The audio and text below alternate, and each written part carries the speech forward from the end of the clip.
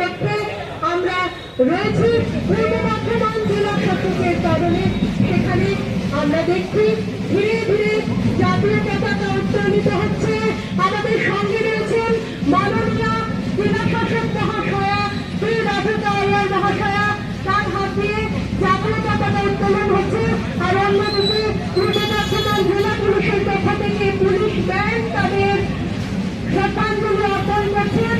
আমরা দেখছি সেই মুহূর্ত, সেই অনন্য মুহূর্ত, পতাকা উত্তোলিত হলো। জাতীয় পতাকাকে আমরা আমাদের সকলের আধুনিক প্রণাম জানাই। আমাদের সঙ্গে পূর্ব বর্ধমান জেলা প্রশাসনের পক্ষ থেকে সকলে উপস্থিত রয়েছেন আমাদের মাননীয় জেলা শাসক মহাশয়া। পূর্ব বর্ধমান পুলিশের পক্ষ থেকে পুলিশ ব্যান্ডকে অনুরোধ করছি এই মুহূর্তটিকে তাদের অনন্য শ্রদ্ধাঞ্জলির মাধ্যমে এক অনন্যতায় নিয়ে যেতে।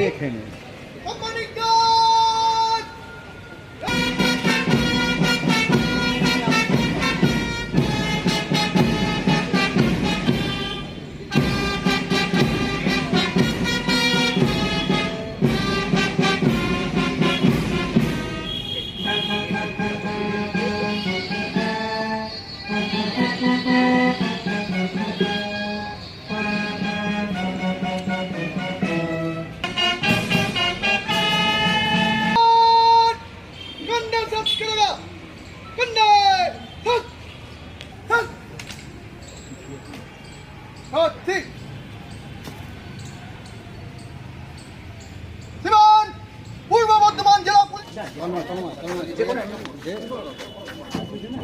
আপনার সরাসরি সেই ছবি দেখতে পাচ্ছেন বর্ধমানের প্রেস কর্নারে কিন্তু পতাকা উত্তোলন করছেন।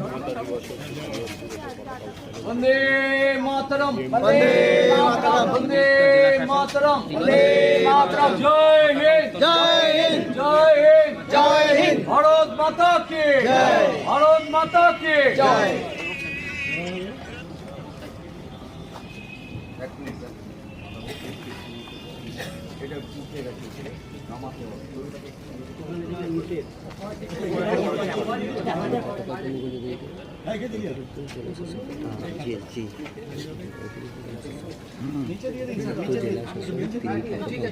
বর্ধমান প্রেস কর্নারে ঘ্যান দিয়ে